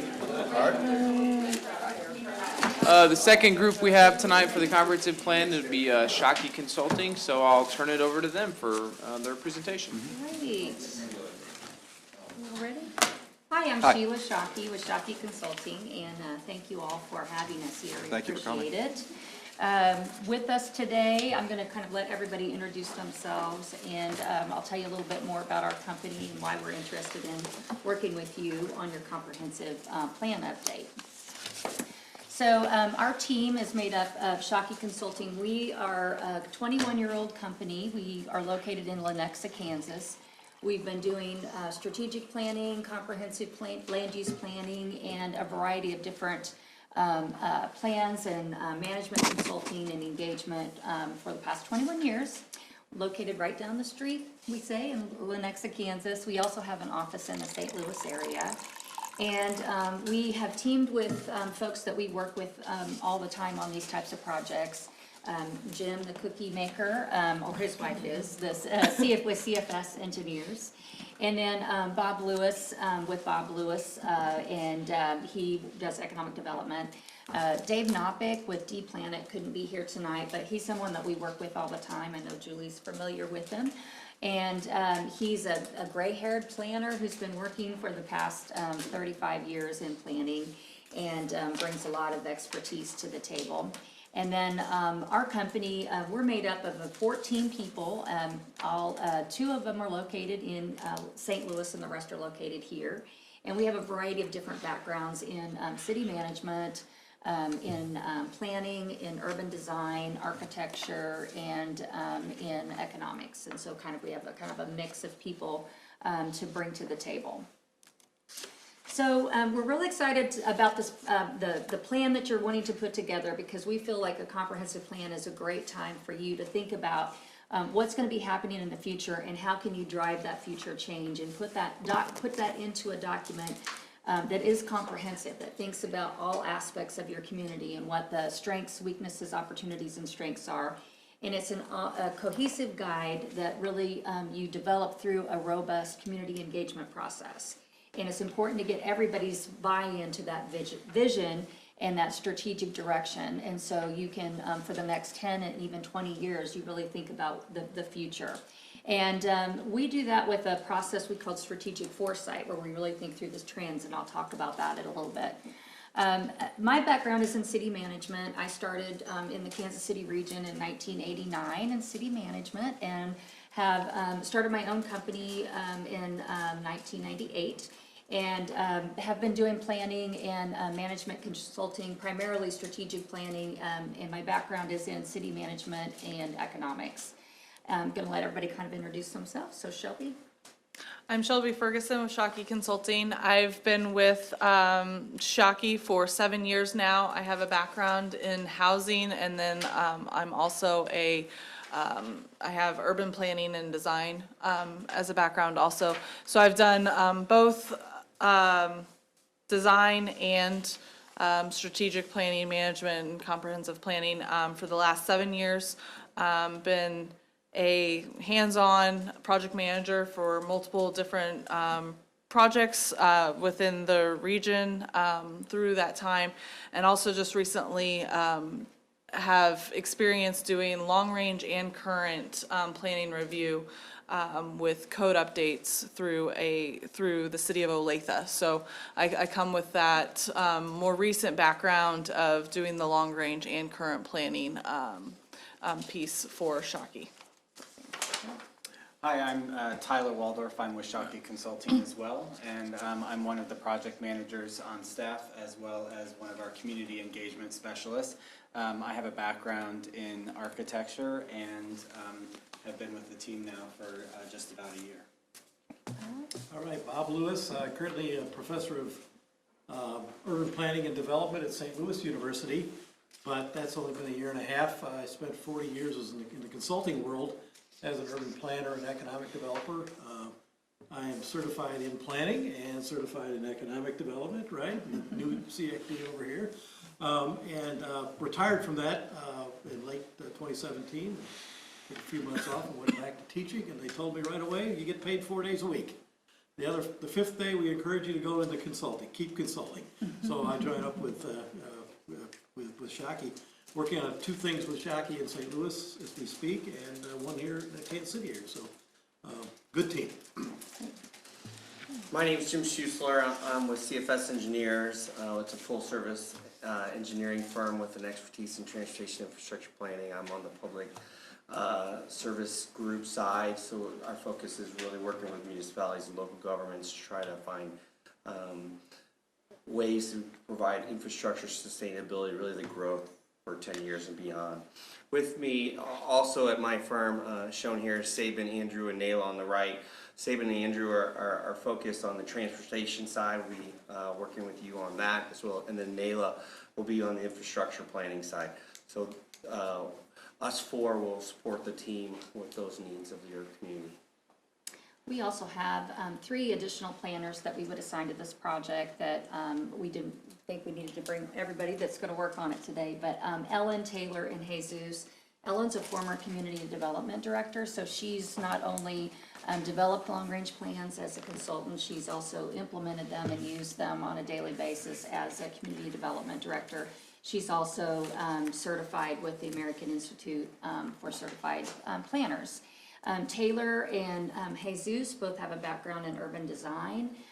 They really are great community engagers, bring a lot of enthusiasm and energy to our process, but also are experts at mapping and doing a lot of the visualization that we like to do in our planning processes. And they're both recently come to us from UMKC, which is an excellent planning program, as well as SALU. So, yeah. Right. You're the masters or the bachelors. Right, yeah, that's right. So, one of the reasons why we really enjoy doing comprehensive planning in the method that we use is because we do live in a changing world, and things have changed over the past 10 years, but they will change in a more exponential rate in the next 10 years. And having control really, or some sort of strategic direction, really helps you manage that change, but also benefit from it. And that's really what we like to do, is we like to bring the global, the strategic trends and bring those to bear on your community issues that you have today, so that you can be prepared regardless of what scenario happens for the future. So we use a process where we engage the community and teach them these trends, how they impact you. We use a lot of data-heavy tools, and Tyler's going to talk a little bit more about that. But also we help educate the community about how these trends might impact your community and how you can take advantage of them using best case and best practices and case studies. And then we also do a lot of scenario planning to make sure that your plan, your comprehensive plan, is resilient. Regardless of what happens, good, bad, disaster, and otherwise, the strategic goals and objectives that we put together in your plan, you're going to be ready for it. And that's what we think really differentiates us from our competition. We use this roadmap to really describe that strategic foresight, and that's really thinking about forecasting into the future, not just doing really simple demographic forecasting, but we do the market analysis as well. We really think about how your housing needs will change over the next 10 to 20 years. We'll look at how your transportation have changes in technology and transportation, disruptive technologies, how those might impact your community, how you might be able to take advantage of those. And we'll help you put together a proactive plan that is adaptable to those future conditions. One of the areas that we really spend a lot of time on is visioning. We really think it's important for your community to come together with a vision for the future. And I have a little bit of experience working in Leavenworth. Before I started my company, I worked on the Northeast Area Plan, and we did that project at a former employer, and also worked on the Leavenworth Landing Park. And so I know that your community has a lot of different elements. There's a lot of different people, you have a lot of different neighborhoods, there's different characters to each area of the community. And so making sure that everybody kind of comes together on the same page, but keeps their uniqueness and what kind of makes them strong as a neighborhood is going to be important. And so we really want to try to make sure that we get that vivid vision that people can get behind, and then all the elements of the plan fall behind that and support it. Goals and objectives that are measurable are super important to us. The majority of the plans that we work on, our clients ask us to then go ahead and put together a performance measurement system on their website so that they can track progress, and we can see what your progress is towards your economic goals, your housing goals, your infrastructure goals. We think it's critical that you report that back to your community, but also that you keep a focus on that as well. Your planning commission and your city commission really needs to think about, the activities that we're undertaking, the direction that we're heading, is it what we agreed to? Will it help us accomplish the goals, and will it help us accomplish the vision? So that performance, measurement, scorecard, and dashboard is going to be critical, I think, for success in implementation of your plan. And then we look at strategies. We want to try to make sure that our strategies are overarching ideas that are interconnected with each other. So as we kind of look at different data and trends that we put together, we find that the downtown and your housing issues are very much connected. Your infrastructure and the success of your downtown and other parts of your community are very much connected. And so we want to think about how these strategies are interrelated and how they can blend together and strengthen each other should they be implemented. And so this is really a strategic approach with clear foresight that the community understands and gets behind, and that strong vision statement really helps us put together a plan that is visually appealing, that really gives you they're usually very short. We don't suggest you have very long plans because that makes them hard to administer, and that they're clear in terms of direction, and then all the community groups are on board. And that's really our approach. So I want to share a little bit with you about our approach to engagement. So this evening we brought with us one of our sample tools, and we refer to these as the community collaboration kits. And so if you would open them, please. There are a few things inside. We brought some of our sample. We have cookies at every meeting, so we thought we'd bring you some. This is too good to eat, though. Yeah. So inside you'll find a few of the examples of materials that we use both for our meetings and with our community engagement. So in there, as Sheila mentioned, we do have a very data and trend-heavy process at the beginning. And so you'll see in there we have what's referred to as a snapshot. And so that's a kind of a snapshot of your community's demographics, economy, and so on and so forth. And that plays into our entire engagement process. Also in there you'll see samples of the trend cards that Sheila was referring to, and then also an executive summary of a recent vision plan that we recently completed, just to give you a sense of kind of the graphic quality of our product. But also in there, you'll see our little handout for this evening's meeting. And if you would open to the center, we have two diagrams in here that just really illustrate our approach to engagement. The first one being our community engagement plan. And that's something that we will work with you on from the very beginning to really establish the framework for our engagement process.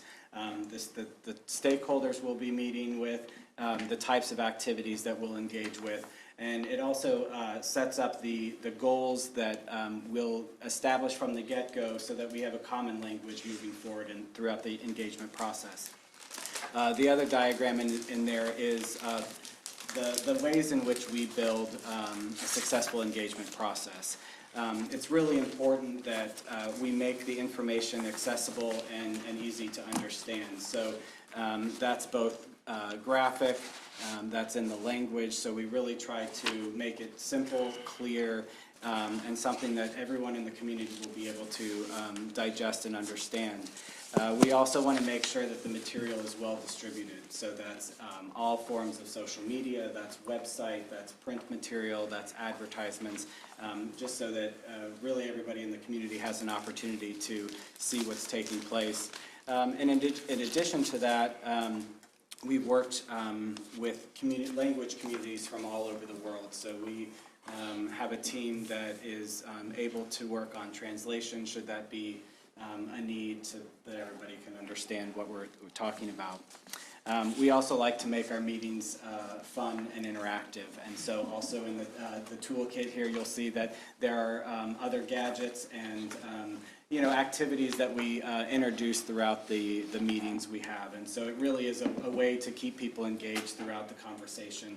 And so we also want to make them convenient, make sure we're utilizing their time well, and making sure it's time well spent.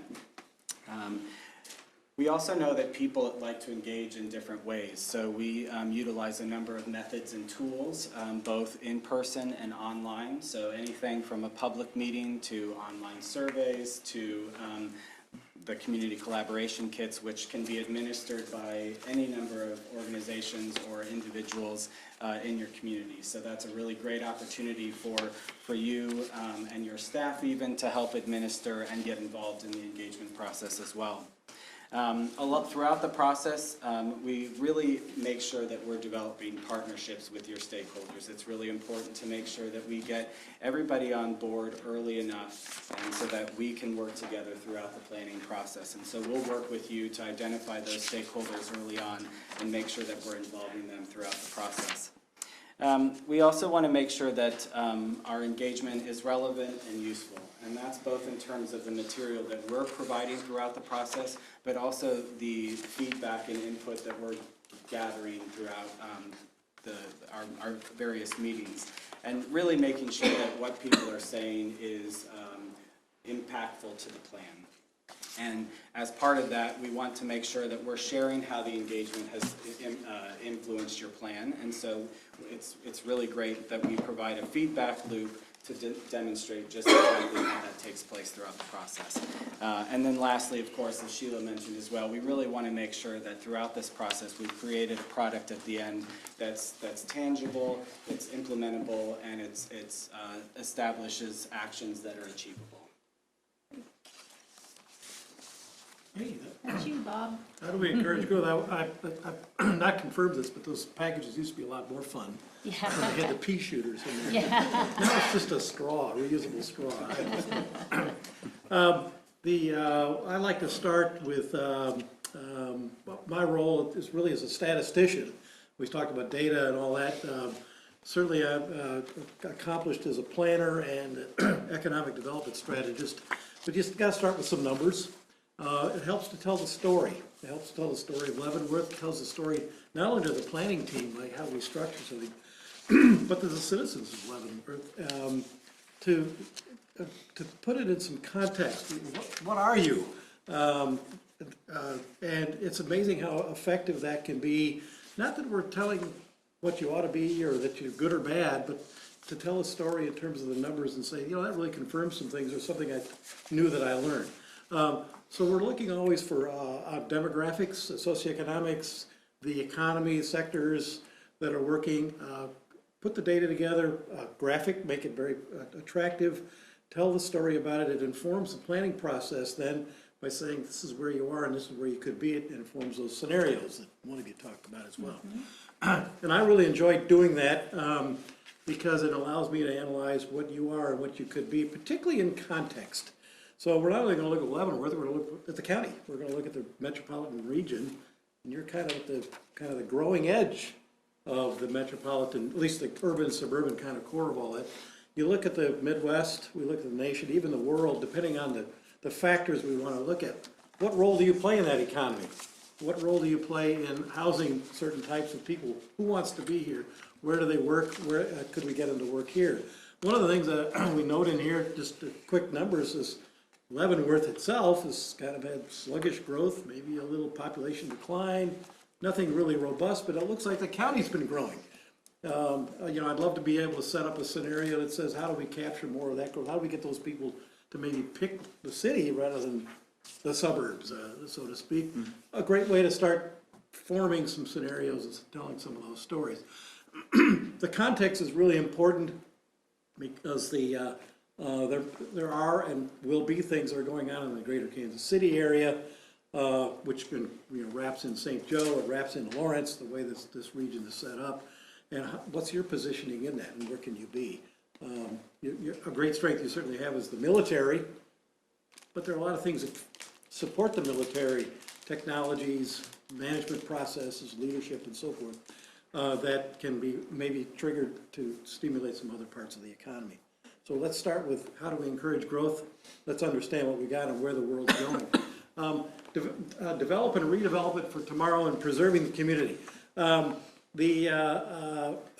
key thing we'll want to do is double check, use a lot of your own planning information.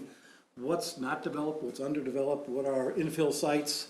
Your previous plan encouraged more infill and less sprawl, I will say. It's not the word you used in the 2010 or 2011 plan. But certainly filling it in again, and I think that's a great move, because it makes city services a lot more efficient. It doesn't waste land.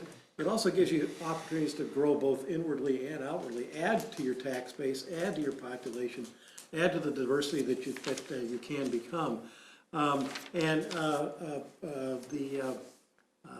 was I going with that? Infilling is very important. I want to go to the downtown because this is an example. One of the key things we look at certainly is tax base. What is your tax base? How can you improve that? A lot of it is sales tax frequently. And where is that going with e-commerce and where are retailers? Less dining, more retailing, sort of like thinning out a little bit. Sometimes we all say that we've got too much retail space. But retailing has moved to e-commerce and continues to, as an example, also some other locations people go to, but experiential retail, shopping and dining and having a good time at it has come back. It's not in the malls anymore, it's actually in our downtowns and some of our cool commercial corridors. And I think you guys have a terrific downtown. A lot of history, cool architecture, walk around. Just this building alone helps to make a place you want to be. So capitalizing on those kinds of things helps bring people to town, get people energized about and proud of being in Leavenworth, and talking to one another, as we say, colliding with one another to improve conditions all over. So looking at context, that's identity of Leavenworth within the greater world in many ways, but also leveraging that for economic and demographic growth. I think I've used my time. Sure. And so to build off a little bit of what Bob was discussing about how do we encourage the growth and looking at the community character, we want to also consider and look at how do we maintain the variety of housing options that you have, or the lack thereof, the variety of housing options you may have. In our snapshot here we've provided, we found that you have a good percentage of renters, very close to the same amount of homeowners that you have. However, there's the gap between the two in the types of housings that are offered. And so what is it that attracts people to the area? What types of housing is it that you're needing to see, especially as housing affordability is a key issue nationally, locally, within the county. It's a key issue and concern lately and topic, and so we would really be diving into those numbers and the statistics and looking at what the trends are, and as I said, what attracts your community, and your residents, and what type of infill housing is there necessary, and how do we address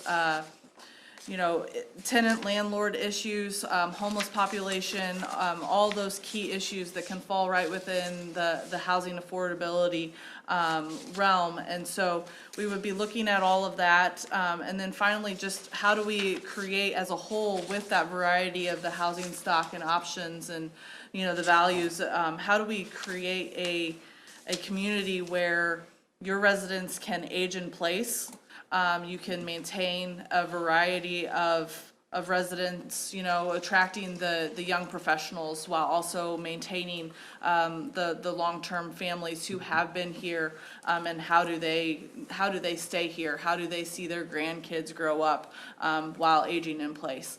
So those are all things that we would look at as part of the initial research piece of it, and then also as we engage the public in finding out what what they want as their housing stock within their community.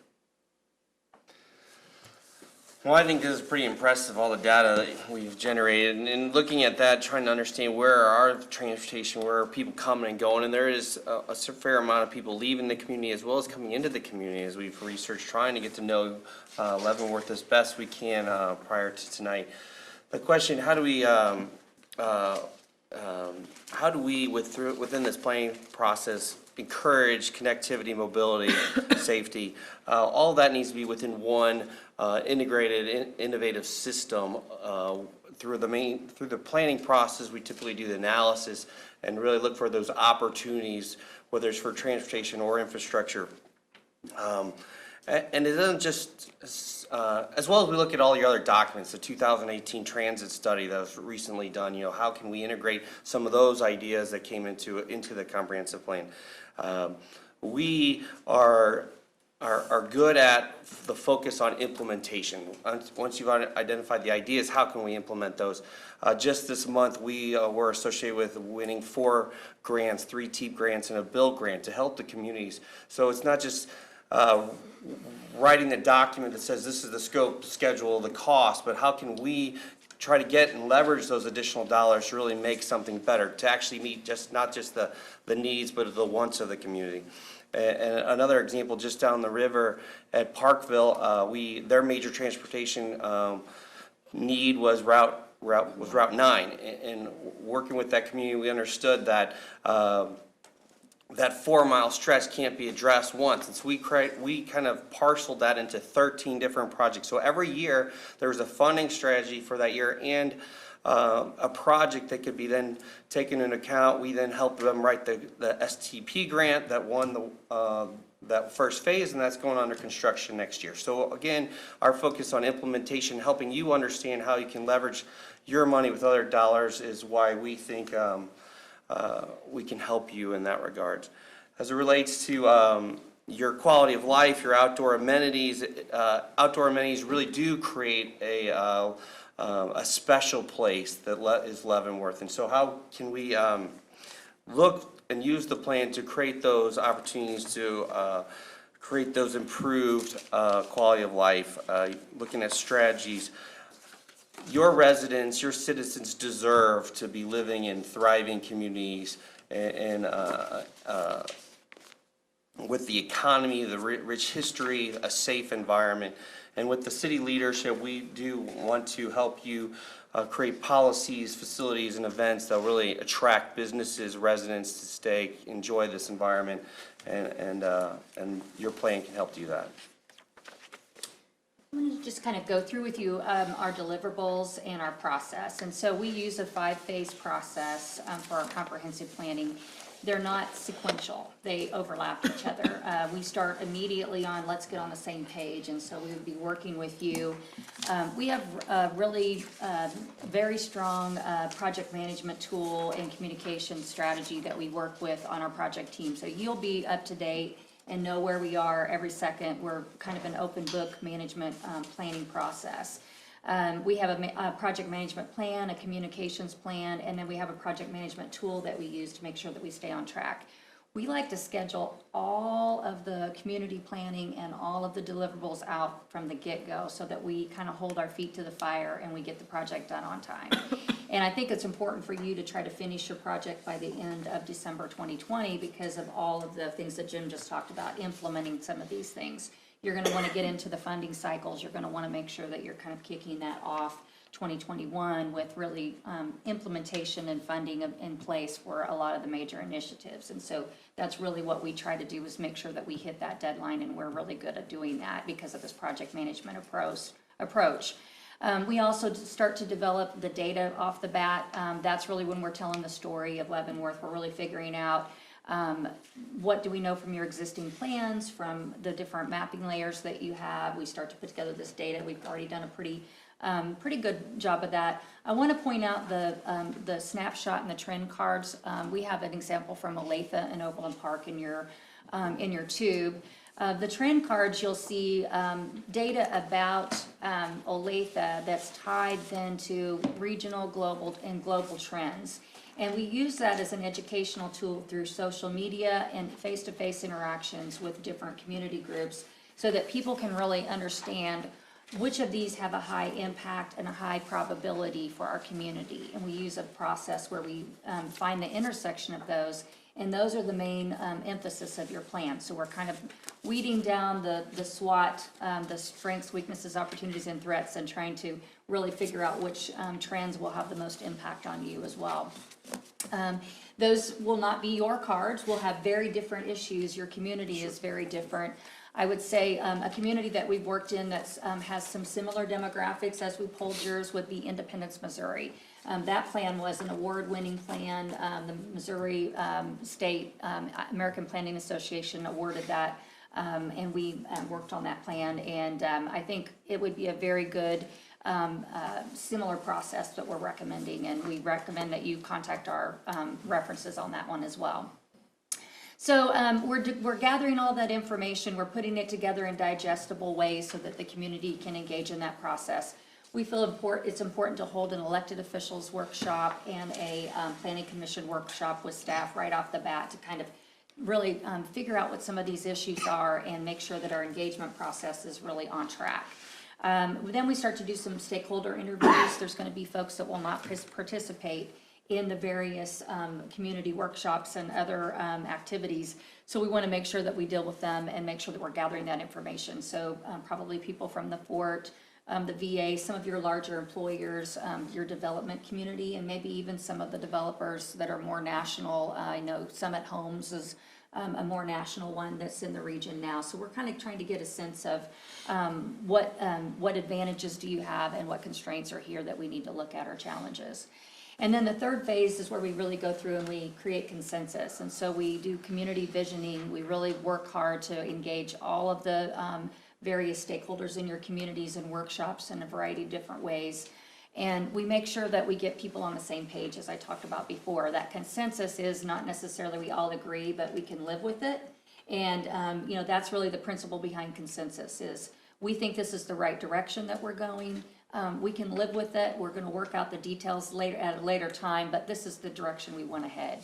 And then phase 4 is where we really craft the plan. Again, we're going to do some more workshops with you to make sure that we're on the same page, so that by the time we go to adoption, planning commissioners and elected officials, we're all on the same page with the community, and the policies, strategies, goals, and vision all are aligned together. And then finally, we adopt the plan. And through that process, we like to do a plan reveal where we do some kind of neat event and we have the community come, and that's where commissioners can really talk about the process and what some of the recommendations that they're excited about, and reveal that to the community and get some feedback. And so the schedule is listed in your handout, the deliverables are listed there, and then the 5-phase process, and it gives you a sense of what you can expect from us. So kind of in closing, we'll be open to questions and discussion. Love to discuss more about what your expectations are, but we are a local firm. We are Kansas-based. We're right down the road from you. So when Julie needs something, we're going to be able to pop up here and talk about an issue or get something discussed, or if you need something, we're going to be available to you. We are an award-winning firm. Our plans are innovative. We use graphics and engagement techniques that are above and beyond others in the region. So we really think that we could deliver you a strategic foresight-based plan based on data and community consensus that could really take you into the next 10 years and beyond. So with that, we will be open to questions. Well, I want to first start off thanking you all for this presentation. The question that I have, how do you plan on including the youth in the comprehensive plan? Love the youth in the comprehensive planning process. So the schedule kind of gives you a sense that the creating consensus would be March through August. So we have a limited time that we would have availability in the schools. Oftentimes government teachers, I think 3rd grade in Kansas, you learn about the state. So that's a good age to engage, and they're very creative. I don't know if any of you have 3rd graders, but they're very creative. And then we have, when we worked on Lenex's vision plan, we did a specific engagement for the youth. And we hired young people from the community to help do some of the engagement. And it was a great opportunity. They can use their social media, get their people to come, and we do some projects, or we do a lot of interaction with the community engagement kits. And we also have used, plugged into your like swimming pool staff and others that work for the city as a good way to make sure that you're kind of covering that demographic. If you have church groups, oftentimes they're super engaged in the community and want to talk about the future. It's their future, so we want to, you know, kind of get their opinions and input, and we'll do fun, creative activities with them. Thank you. I'm impressed with the amount of detail in your 5 phases as far as how you're actually going to accomplish the work. So that is my first comment. One of the parts, one of the most important parts, I think, is the vision portion of the project. So just talk to me a little bit more in terms of deliverable or deliverables with respect to vision. I mean, it's going to be more than just a vision statement, correct? Right, so, you know, oftentimes what happens is, you know, a community might already have kind of some vision elements like quality of life. What does that mean? What does that mean to Leavenworth? So we oftentimes, for example, in Independence, they had a statement that was a vision statement, but then each element of their plan talked about a description of or kind of an explanation of that vision for that particular element: community identity, housing, economics. So it kind of goes into more detail in terms of a vision statement. So you almost have a vision statement for each section typically in your plan. But I think also what's important on a vision statement is the overarching one has to be super inspirational, easy to remember, and something that you can just basically tell. It's your elevator speech. You know, this is Leavenworth, and this is our vision for the future. But then you have to have some description of it, because if your comprehensive plan, you're trying to use the vision to make decisions, you'd have to make sure everybody's on the same page. So you have to have some of that description of those elements. Yeah, and I think a vision has to preserve the core and stimulate future progress. Would you agree with that? Right, sure. Your historical assets, your long history, first city in Kansas, long history already speaks to the fact that you're going to hear a lot of that from the community. Sure. We want to keep things the way they are. We want to keep certain things the way they are. We often take the community and divide it into character areas. I think you kind of have that already defined in your previous plans. You're going to want to figure out what you want to preserve and what you want to change. And that's going to be an important element of the engagement process. I see you've done a lot of individual projects here in our community. I'm just trying to figure out how you plan to pull all that together. And make sure that the whole community is involved and not just the business community or the. Right. It has to be the whole community. Right, So, yeah. how do you plan to bring in some of those areas where the people maybe can't? We have a lot of elderly in our community. We also have a lot of low income. How do you plan to get input to try to improve our community for those people so they're productive? Yeah, and I think low-income individuals are often very difficult to have engage in a public process because they're busy. They have, if you look at the affordability, they have to have 2 jobs to afford a home or to afford a rent, to rent their property. So we need to go to them when it's convenient and how it's convenient for them. And oftentimes that takes a little bit extra effort in terms of engagement. And so from the get-go, we would put together a plan and a strategy and talk about how people currently interact, where they interact, and how they may be easily accessed. I would say oftentimes you're not necessarily engaging the business community, but you're engaging where people work. And so we'll even set up at lunchrooms. We have kiosks and kind of pop-up engagement that we do. And we'll ask the employer to help us, give us some time with the employee to help them engage in the process. And so that's been very successful for us. The elderly, we did something in Lenexa that worked out really great. We went to, they have retiree lunches and they have old folks' homes. And we went there and had them they wrote letters to the future. Because you know, obviously they might not be here 10 years from now. And so we What a said, great what would idea, you like to yeah. tell people about your community and kind of give advice? And those were some really great. That would be interesting. Yeah, very great answers. And the older population in general typically has more time, but also has an ethic to participate. And so we had really good success in kind of giving them a opportunity to participate in the kind of the normal or the regular process or the mainstream process, but also gave them their own process that they participated in. And it was, so we tailored to what people, we think will get them excited. Okay. Got a question for you. What steps do you take to address affordable housing issues? Yes, you wanted to go? So, affordable housing's been a big issue in Johnson County. Shelby's working on it in Olathe. She's been on staff there as a contract employee for that. And there's always kind of a push and pull in terms of you want property values to go up, but you also want people to be able to afford to live in your community. And some of the first steps really are educating people as to what is affordable, and kind of trying to shift people from NIMBY, not in my backyard, to YIMBY. Yes, in my backyard, that sounds great. I'd love to have something a little bit more affordable to keep people. And a lot of the education and information that we're providing helps people understand the reason for that and why you need to have affordable options. Some of the other strategies are looking at your codes to see if there are obstacles, primarily zoning. We can talk a little bit about the zoning, sometimes has problems with being able to create an affordable home.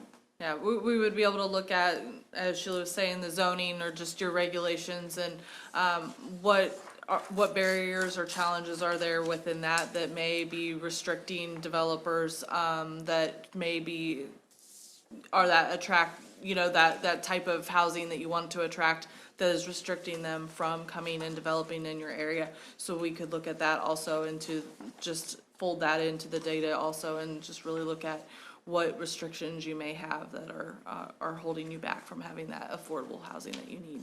So. And some communities are looking at, you have shovel-ready business parks. You may have to have a shovel-ready subdivision to spur the type of development that you're trying to entice to come here. There may be a barrier in terms of price point because of just infrastructure extension to that area, or you may have to upgrade infrastructure and infill. So trying to figure out incentives or way that you can make it more affordable for the developer to produce the housing at that price point. And so just kind of thinking of it as holistically, what are the barriers in terms of, it's not always neighborhood opposition, a lot of times it's just cost and profit for the developer. What's your definition of infill?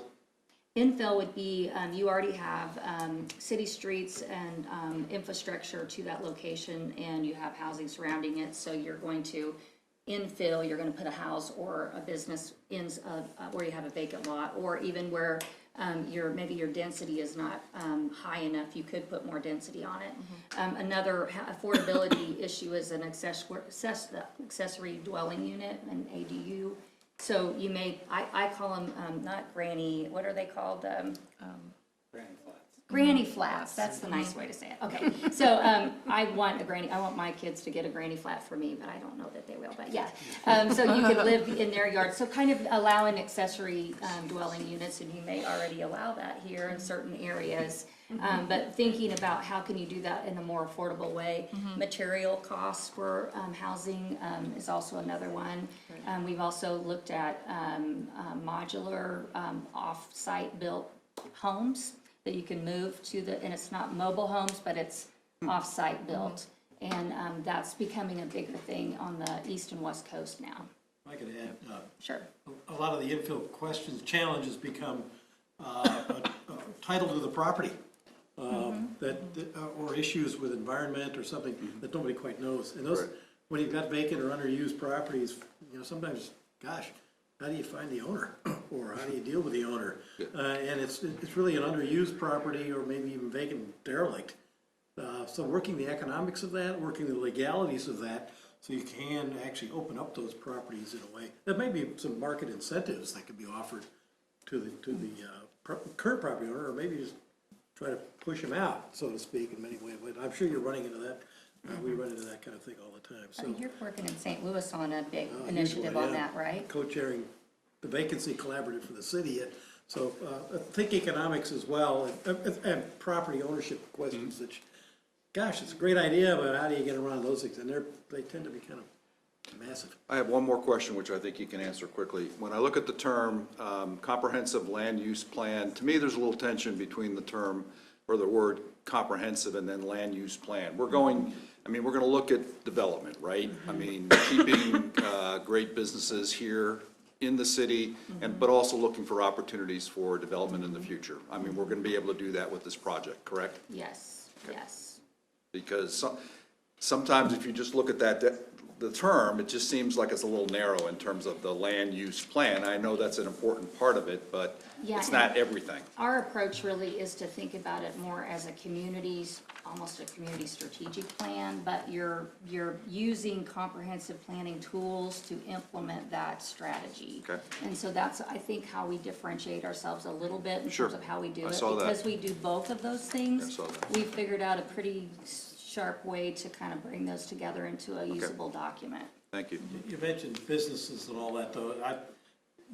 This might not be the real context to do an economic strategy, which you may need as well, and you've got a new certified economic developer to have, but this can lay the groundwork, it should lay the groundwork for justifying maybe a further study by another consulting firm or on your own to, what are those techniques you're gonna use to keep your good businesses here, keep the military here, if nothing else. Right, yeah. I wrote down a couple of things. I know with military bases, they love Oh, yeah. great local governments. So if you've got a really good, stable local government, I'm not criticizing anything, you're probably doing great. Sure. Boy, we want to be in that place because it takes a lot of pressure off, quality of life, but also a lot of other economic things that, gosh, you can spin off some business from it as well. I appreciate those But I don't insights. know that this plan will do the I got it. detailing I understand what need, you're saying. but I it'll set understand, the- but set the groundwork so Yes. you can do that. that's yeah. what I would And a expect. lot of the pieces that will provide you in terms of data, that's the marketing pieces that you'll use for your economic development strategy. You know, it's basically the data that they're looking for. You're thinking in the right direction. Question? Good. No. All right. Hey, thank you, we greatly Thank you. appreciate it. Well, Thank you thank very you much. so much. Thank you, thank you. Yeah, thanks. Thank you very much for coming and Yeah. Can we talk for a few minutes then after they leave then? Sure. Or do we, I mean, I just wanted to do a little closing here. Sure. Yeah. Thank you. Thank you so much. Thank you. Thanks for your cylinders here too. Yes, and the toys, yeah. They were good, yeah. You too. Thank you very much. Thank you. Thank you. Thanks for coming down. So. Yes. Thank you. Thank you. Good presentation. Yeah, thank you so much. Thank you. See ya. Nice to meet you. Yeah, thank you so much. Thank you. Nice to meet you. Nice to meet you. See you later. Public relations. So much. Yeah. Thanks. Appreciate it. Yeah, thank you. So, will we be making a decision on this at the next meeting? Okay. I'll outline what I sort of see us doing over the next couple weeks, if it takes that long. First of all, if you have questions over the next couple days you'd like to funnel through myself, that you'd like answers on, then I would provide those answers to the full commission if you have any specific questions.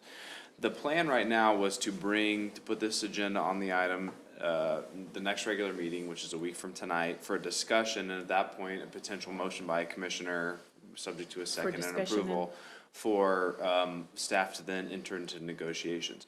We don't have to select the firm next week if you'd like to discuss it more, but it will be on the agenda next week for discussion. Will Commissioner Preisinger be back for He will next? be back. Yes. Okay. I would like to make a decision next week, just as one commissioner. We're already looking at this schedule, it's already kind of jamming on. We're not going to get that much done in December, so, I mean, I'm all for discussing, but I think that hopefully we'll be able to. It's great. What? I feel the same way you do. Okay, all right, I just think we can reach a consensus with the packets we got and then the presentations. I would be ready, I think, to to make come to a consensus and make a recommendation on one of the firms. So just say if it's 2 and 2, we vote 2 and 2 because Commissioner Dedekey's not present. What do we do there? So at that point, there would be no consensus. So I would ask for either further information, second presentations, what you would like to see at that point. Just curious. Right, and the motion will be to instruct staff to begin to enter into a scope of services and contract, and then the contract would come back to the commission, which we are able to do that. Okay, all right. Hey, thank you to the staff for selecting these 2 Yes, firms. I think yeah. you did an excellent job. I feel like they both did a really good job. Can I make some comments now? About, just about the different ones? The first one, very slick, very impressive. I was impressed with their graphics, their street plans and that sort, more concrete things that they had. Impressive way of that they were including the overall, and they have to include the overall. I worked on the last comprehensive plan. You saw my name on it, I'm sure, but it's like, I felt like it was driven by some of the larger developers in town. And it wasn't all-inclusive. And maybe that was my opinion at the time, but that's the way I felt. It included certain parts of the town and not the whole city. Whoever we have, I think should include the whole city. This group here is, of course, they're very familiar with Leavenworth and are really knowledgeable here, but when I see something like, I have a little bit of ADD, and when I looked at that, I just about exploded. I don't, I'm having a hard time following that, or following some of the things that they had in here. It's not real cut and dried like the other one was. And that's after reading the packet too, because I read them both. But those are just some of my comments on both of them. I don't know that I made a decision yet, but. What criteria did you use to whittle down from 5 or 6 firms to 2? I mean, just generally, what So type of criteria? I don't have the RFQ in front of me, but we published a list in the RFQ. I think it was 6 or 7 criteria that we evaluated all of the firms on. Okay. And so all 4 of us that were on the review team scored each firm on the same list of criteria. Yes. So it was things like understanding of project scope, experience with similar projects, things like that. So they were all scored on the same things. Right. I think each of these firms either would be great, staff would be perfectly happy with either of them. As you saw, they both have, kind of individual strengths in the areas that they do, but, either of them is gonna provide us with a really good product that we can use and build on as we go forward, so. And both of them have a long-term experience, and this one had 20-year-old company, the other was a 40-year-old company, but they both had a lot of experience, so that was good, and they had a variety of their partners that they were working with, that had a lot of experience too, so that makes it more difficult to choose as well. That's all the comments I have, and I don't have any more questions, but.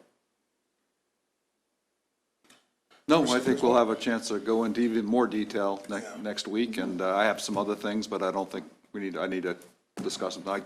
I look forward to hearing from Mark too, and see what he says. That's true. And in terms of the importance that I put in terms of helping us with the vision was evident by my questions, so we'll talk about that in a week, I guess, so.